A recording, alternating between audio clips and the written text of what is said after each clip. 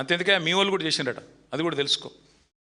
నీ పేరు వద్దులే కానీ మీ వాళ్ళు మీ ఛానల్ వాళ్ళకి పేరు చెప్తే మళ్ళీ అదో రపరప. కాదు ఒక్క మాట, నేను చెప్పేది అబద్ధమైతే మరి ఏ దేవుడి మీద ఒట్టు పెడతాడు ఆయన చెప్పమను. ఏ దేవుడి మీద ఒట్టు పెడతాడో చెప్పమను. ఆయన చేసిన సర్వేలు ఏమొచ్చిందో పెట్టమని చెప్పమను.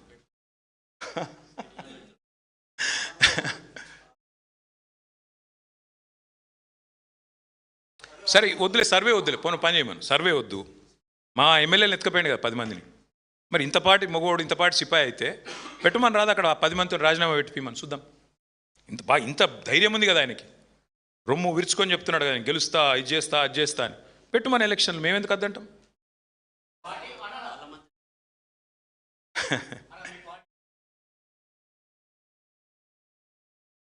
హరీష్ రావు గారు కేసీఆర్ గారు తయారు చేసిన ఒక సైనికుడు. కేసీఆర్ గారికి ఈరోజు కాదు, పార్టీ ఆవిర్భావం ముందు నుంచి మరి ఒక రక్షణ కవచంలాగా అండగా నిలబడ్డ నాయకుడు. ఆయన మీద ఈ పుకార్లు ఎప్పటి నుంచో వస్తూనే ఉన్నాయి. ఆయన చెప్తానే ఉన్నాడు పాపం. ఆయన ఒకసారి కాదు, ఇప్పటికీ కొన్ని 100 సార్లు చెప్పిండు, నా క్యారెక్టరు ఇంపార్టెంట్, నేను నీలాగా కాదు రేవంత్ రెడ్డి, నువ్వు 4 పార్టీలు మారినోడివి, నువ్వు మాట్లాడితే ఎట్లన్నాయా అని చెప్పి కూడా చెప్పిండు. ఇక ఆయన ఇంకెన్నిసార్లు చెప్పిస్తారు పాపం హరీష్ రావు గారితో. కాబట్టి శీల పరీక్షలు పెట్టాల్సింది ఎవరికన్నా ఉంటే ఈ దేశంలో, ఈ రాష్ట్రంలో రేవంత్ రెడ్డి గారికి. ఎందుకంటే ఆయనలాగా మాకు లాలూచి పడే అవసరం లేదు, ఆ పరిస్థితి లేదు. రేవంత్ రెడ్డి ఢిల్లీ పోతే ఏం చేస్తాడో నాకు తెలుసు, మీ మీడియా మిత్రులకు కూడా తెలుసు. మీరు సిగ్గుపడుతున్నారు, చెప్తలేరు. పొద్దున కాంగ్రెస్తో ఉంటాడు, రాత్రి బీజేపీతో ఉంటాడు. ఆయన గురించి ఎవరికి తెలియదండి. రాత్రి పోయి బీజేపీలో కాళ్ళు పట్టుకుంటాడు, పొద్దునంతా కాంగ్రెస్తో డ్రామా చేస్తాడు. గాయన కూడా మాట్లాడతాడు హరీష్ రావు గారి గురించి, మా నాయకుల గురించి. కాబట్టి రేవంత్ రెడ్డి గారు పార్టీ మార్పిడి గురించి ఎంత తక్కువ మాట్లాడితే అంత మంచిది, ఆయన ఆరోగ్యానికి ఎంత మంచిది. Yes ma'am.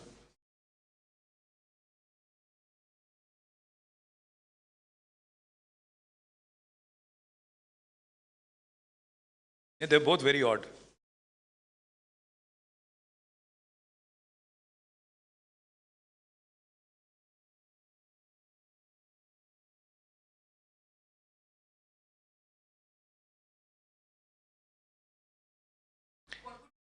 Well, the chief minister is a fool.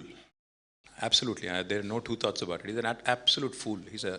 He's somebody who has no clue about the irrigation system of Telangana, and he has no clue about what is in Godavari and what is in Krishna. In fact, he held a review very famously and he asked the engineers, which basin is Devadula under?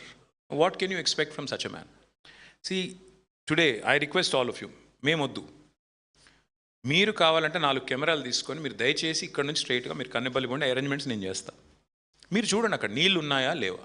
కింద పట్టిసీమలో నీళ్లు lift చేస్తున్నారు, అదే గోదావరి కదా, అదే నీళ్ళు కిందికి పోతున్నాయి కదా, ఇక్కడి నుంచి పోయిన నీళ్ళే కదా వరద నీళ్ళు. వాటిని కింద పట్టిసీమలో లిఫ్ట్ చేస్తుంటే ఇక్కడ నీకు లిఫ్ట్ చేయడానికి ఏం రోగం వచ్చిందని చెప్పి రిటైర్డ్ ఇంజనీర్లు అడుగుతుంటే దానికి సమాధానం చెప్పాడు, వరదలు నీళ్ళే లేవంటాడు. రాష్ట్రంలో వర్షాలు పడతలేవు. రాష్ట్రంలో వర్షాలు పడతలేవు కాబట్టే Kaleshwaram is the right point. కరువు వచ్చినప్పుడే కాళేశ్వరం విలువ తెలుస్తుందని కేసీఆర్ గారు స్వయంగా 100 సార్లు చెప్పారు. ఇవాళ ముఖ్యమంత్రి గారు బేసిజానికి పోతున్నాడు. ఎందుకంటే సింపుల్ విషయం దీపిక, ఏమవుతుంది, ఇప్పుడు ఆడ పంప్ హౌస్ ఆన్ చేసిండు అనుకో, ఈ 2.5 ఏళ్ళు మాట్లాడిన మాటలన్నీ బక్వాసం తెలిపోతుంది కదా. కాళేశ్వరం కూలేశ్వరం అయిపోయింది, కూలేశ్వరం అయిపోయిందని చెప్పాడు కదా, అదంతా నాన్ సెన్సు, హంబగ్. కాళేశ్వరం దివ్యంగా ఉంది అని తేలిపోతుంది. ఇంకా విచిత్రమైన విషయం చెప్తాను మీకు, చాలా చాలా ఇంట్రెస్టింగ్. నిన్నగాక మొన్న మూసీ కోసం అని చెప్పి మల్లన్న సాగర్ నుంచి నీళ్ళు తీసుకుంటా అని చెప్పి జీవో ఇచ్చిండు. మరి కాళేశ్వరం కూలేశ్వరం అయిపోతే మల్లన్న సాగర్ ఎక్కడిది? అసలు కాళేశ్వరమే లేకపోతే మల్లన్న సాగర్ ఎక్కడిది? నీళ్ళు ఎక్కడిది? నీ మూసి ఎక్కడిది? నీ ముఖం ఎక్కడిది? కాబట్టి ముఖ్యమంత్రి గారికి పనికిమాలిన వాగుడు వాగడం తప్ప, ఉత్తమ్ కుమార్ రెడ్డి గారే అప్పుడప్పుడు 10 సార్లు మాట్లాడితే ఒక్కసారి ఏమన్నా చక్కటి మాట మాట్లాడతాడు, కానీ ఆయన కూడా తెలివి తక్కువ మాటలే మాట్లాడుతున్నాడు. నింపా నీళ్ళు అంటాడు. నేను నింపుమని ఎవడు అడిగిండు? మేడిగడ్డ బ్యారేజ్తో సంబంధం లేకుండానే నీళ్లు లిఫ్ట్ చేయొచ్చని మొత్తుకుంటున్నాం, చెప్తున్నాం. ఇక నువ్వు కాదు కూడదు, నేను పట్టిన కుందేలకు 3 కాలంటే ఏం చేయాలి? ఏం చేయలేం.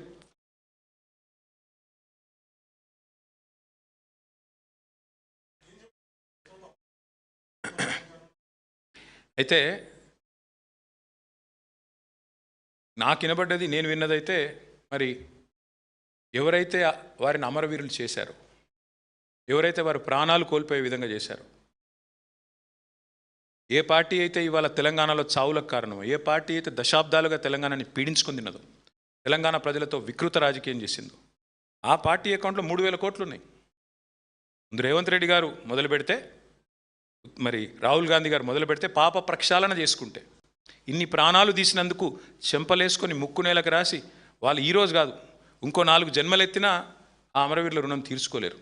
కాబట్టి ఇది వారు అన్నది కాంగ్రెస్ను ఉద్దేశించి నేను అనుకుంటా ఉన్నా. దయచేసి కాంగ్రెస్ పార్టీని అడగండి, వారు ఎన్ని కోట్లు ఇస్తారు, ఏం చేస్తారో చూద్దాం.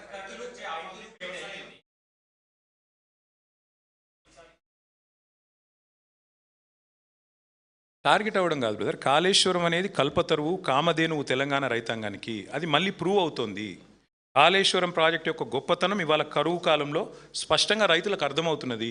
ఒప్పుకోవడానికి ప్రభుత్వానికి భేషజం అడ్డం వస్తుంది. మళ్ళీ చెప్తా ఉన్నా, మేడిగడ్డ దగ్గర గేటు ముట్టకుండా గేటు పట్టకుండా నువ్వు కన్నెపల్లి దగ్గర అంటే దగ్గర 15 కిలోమీటర్ల పైన పంపులు ఆన్ చేస్తే నీళ్లు లిఫ్ట్ చేయొచ్చు.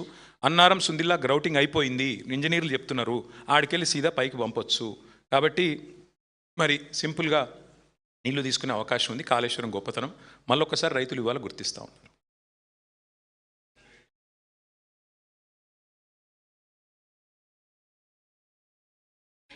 ఏడు కూడా రావు, కాక 7 కూడా రావు. ఇదివరకు కూడా చెప్పినా మళ్ళీ కూడా చెప్తున్నా, 117 కాదు 7 కూడా రావు. అది ఎప్పుడు ఎలక్షన్లు పెట్టినా కాంగ్రెస్ను ప్రజలు బొందబెట్టడం ఖాయం, మళ్ళీ కేసీఆర్ గారిని ముఖ్యమంత్రి చేయడం పక్క. ఇది అలా రెండో అభిప్రాయం కానీ రెండో ఆలోచన కానీ తెలంగాణలో ఎవరికీ లేదు. Thank you. పత్రికా మిత్రులందరికీ నమస్కారం. మన పార్టీ పెద్దలు